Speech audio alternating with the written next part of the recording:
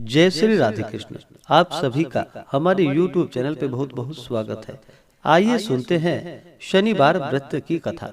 शनिवार के दिन जो कि शनि देवता का पूजन किया जाता है। शनिदेव कर्म फल दाता और दंड नायक है। सभी को कर्मों के अनुसार उन्हें फल प्रदान करते हैं। जो भी सच्ची श्रद्धा के साथ शनिवार के दिन शनि देवता का पूजन करते हैं, कथा श्रवण करते हैं, शनि देवता की कृपा से व्यक्ति को शनि की दशा में कोई कष्ट नहीं होता है। शनिवार के दिन विशेष प्रकार से शनि देव को प्रसन्न करने के लिए शनिवार के दिन पीपल के वृक्ष में गुड़ तथा तिल मिश्रित जल डालना चाहिए। पीपल के वृक्ष में सभी देवताओं का वास माना गया है। इससे सभी देवताओं का आशीर्वाद प्राप्त होता है और शनि की दशा में कोई कष्ट नहीं होता है। विशेष प्रकार से शनिवार के दिन शनि देवता के ऊपर जो कि सरसों का तेल चढ़ाएं, इससे लाभ की प्राप्ति होती है। तो आइए सुनते हैं शनिवार व्रत की कथा। तो बोलिए प्रेम से शनिदेव महाराज की जय। बहुत समय पहले की बात है कि एक समय सभी नवग्रहों सूर्य, चंद्र, मंगल, बुध, बृहस्पति, शुक्र, शनि, राहु और केतु में विवाद छिड़ गया कि इनमें से सबसे बड़ा आखिर कौन है। सभी आपस में लड़ने लगे और कोई निर्णय न होने पर देवराज इंद्र के पास निर्णय कराने के लिए पहुंचे। इंद्र इससे घबरा गए और इस निर्णय को देने में अपनी असमर्थता जताई। परंतु उन्होंने कहा कि इस समय पृथ्वी पर जो कि राजा विक्रमादित्य है, जो कि अति न्याय प्रिय है, वे ही इसका न्याय कर सकते हैं। सभी ग्रह एक साथ राजा विक्रमादित्य के पास पहुंचे और अपना विवाद उन्हें बतलाया। साथ ही निर्णय के लिए कहा। राजा इस समस्या से अति चिंतित हो उठे, क्योंकि वे जानते थे कि जिस किसी को भी छोटा बतलाया जाए वही कुपित हो उठेगा। तब राजा को एक उपाय सूझी। उन्होंने स्वर्ण, रजत, कांस्य, पीतल, सीसा, रांगा, जस्ता, अभ्रक और लौह से 9 सिंहासन बनवाए और उन्हें इसी क्रम में रख दिए। फिर उन सब से निवेदन किया कि आप सभी अपने अपने सिंहासन पर स्थान ग्रहण करें। जो अंतिम सिंहासन पर बैठेगा वही सबसे छोटा होगा। इस अनुसार लौह सिंहासन सबसे बाद में होने के कारण शनिदेव सबसे बाद में बैठे, तो वही सबसे छोटे कहलाए। उन्होंने सोचा कि राजा ने यह जानबूझकर किया है। उन्होंने कुपित होकर राजा से कहा कि राजा, तू मुझे नहीं जानता। सूर्य एक राशि में 1 महीना, चंद्रमा 2.25 महीना 2 दिन, मंगल 1.5 महीना, बृहस्पति 13 महीने व बुध और शुक्र एक महीने विचरण करते हैं। परंतु मैं 2.5 से 7.5 साल तक रहता हूँ। बड़े बड़ों का मैंने विनाश किया है। श्री राम की 7.5 आने पर उन्हें वनवास जाना पड़ा। रावण की आने पर उसकी लंका को बंदरों की सेना से परास्त होना पड़ा। अब तुम सावधान रहना। ऐसा कहकर कुपित होते हुए शनिदेव वहां से चले गए। अन्य देवता खुशी खुशी चले गए। कुछ समय बाद राजा की 7.5 आई। तब शनिदेव घोड़ों के सौदागर बनकर वहां आए। उनके साथ कई बढ़िया घोड़े थे। राजा ने यह समाचार सुन अपने अश्वपाल को अच्छे घोड़े खरीदने की आज्ञा दी। उसने कई अच्छे घोड़े खरीदे।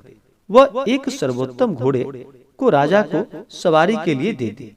राजा ज्यों ही उस पर बैठा, वह घोड़ा सरपट वन की ओर भाग चला। भीषण वन में पहुंचकर वहां से अंतर्ध्यान हो गया और राजा भूखा प्यासा भटकता रहा। तब एक ग्वाले ने उसे पानी पिलाया। राजा ने प्रसन्न हो कर उसे अपनी अंगूठी दे दी।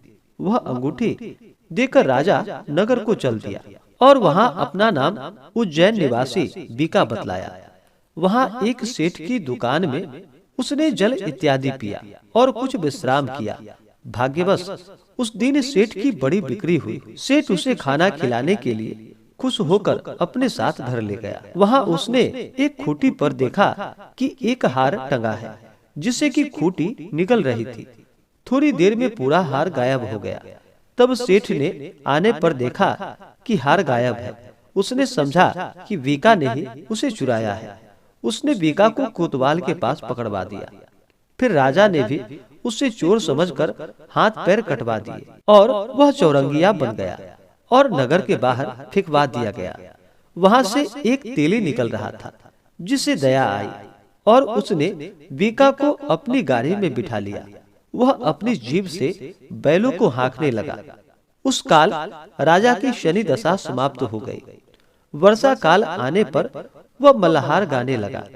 तब वह जिस नगर में था वहां की राजकुमारी मनभावनी को वह इतना भाया कि उसने मन ही मन प्रण कर लिया कि वह उस राग गाने वाले से ही विवाह करेगी। उसने दासी को ढूंढने के लिए भेजा। दासी ने बताया कि वह एक चौरंगिया है, परंतु राजकुमारी न मानी। अगले दिन उठते ही वह अनशन पर बैठ गई कि विवाह करेगी तो उसी से। उसे बहुत तेरा समझाने पर भी वह न मानी। तो राजा ने उस तेली को बुलावा भेजा और विवाह की तैयारी करने को कहा। फिर उसका विवाह राजकुमारी से हो गया। तब एक दिन सोते हुए स्वप्न में शनिदेव ने राजा से कहा कि राजन, देखा तुमने मुझे छोटा बताकर कितना दुख झेला है। तब राजा ने उनसे क्षमा मांगी और प्रार्थना की कि हे शनिदेव, जैसा दुख मुझे दिया है किसी और को ना दे। शनिदेव मान गए और कहा कि जो मेरी कथा और व्रत करेगा उसे मेरी दशा में कोई दुख नहीं होगा। जो नित्य मेरा ध्यान करेगा और चींटियों को आटा डालेगा उसके सारे मनोरथ पूर्ण होंगे। साथ ही राजा को हाथ पैर भी वापस दे दिए। प्रातः आंख खुलने पर राजकुमारी ने देखा तो वह आश्चर्यचकित रह गई। बीका ने उसे बतलाया कि वह उज्जैन का राजा विक्रमादित्य है। सभी अत्यंत प्रसन्न हुए। सेठ ने जब सुना तो वह पैरों पर गिरकर क्षमा याचना करने लगा। राजा ने कहा कि वह तो शनिदेव का कोप था, इसमें किसी का कोई दोष नहीं। सेठ ने फिर भी निवेदन किया कि मुझे शांति तभी मिलेगी जब आप मेरे घर चलकर भोजन करेंगे। सेठ ने अपने घर नाना प्रकार के व्यंजनों से राजा का सत्कार किया। साथ ही सबने देखा कि जो खुटी हार निगल गई थी वही अब उसे उगल रही थी। सेठ ने अनेकों मोहरे देकर राजा का धन्यवाद किया और अपनी कन्या श्री कंबरी से पानी ग्रहण का निवेदन किया और राजा ने सहर्ष स्वीकार कर लिया।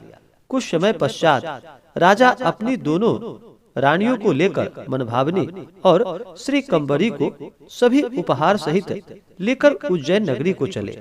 वहां पुरवासियों ने सीमा पर ही उनका स्वागत किया। सारे नगर में दीपमाला हुई। वह सबने खुशी मनाई। राजा ने घोषणा की कि मैंने शनिदेव को सबसे छोटा बताया था, जबकि असल में वही सर्वोपरि है। तब से सारे राज्य में शनिदेव की पूजा और कथा नियमित होने लगी। सारी प्रजा ने बहुत समय खुशी और आनंद के साथ बिताया। जो कोई शनिदेव की इस कथा को सुनता है या पढ़ता है उसके सारे दुख दूर हो जाते हैं। तो बोलिए प्रेम से शनिदेव महाराज की जय। इसी प्रकार से जो भी भक्त सच्ची श्रद्धा के साथ नियम और निष्ठा के साथ शनि देवता का पूजन करते हैं, शनिवार के दिन पीपल के वृक्ष में गुड़ तथा तिल मिश्रित जल डालते हैं, शनि देवता के ऊपर सरसों तेल चढ़ाते हैं, शनि देवता की पूजा करते हुए कथा श्रवण करते हैं। इससे शनि देवता अति प्रसन्न होते हैं और अपना कृपा प्रदान करते हैं। तो आशा करता हूँ कि यह जानकारी आपको अच्छा लगा हो। ऐसे ही ज्ञानवर्धक जानकारियाँ प्राप्त करने के लिए हमारे इस चैनल पे अगर आप नए हैं तो चैनल को लाल बटन दबा करके सब्सक्राइब करें, साथ में बेल आइकन घंटी को दबाएं ताकि मेरे वीडियो का नोटिफिकेशन आपको समय से मिलता रहे। वीडियो को लाइक करें, शेयर करें। सुखी रहे और स्वस्थ रहे। जय श्री राधे कृष्ण। धन्यवाद।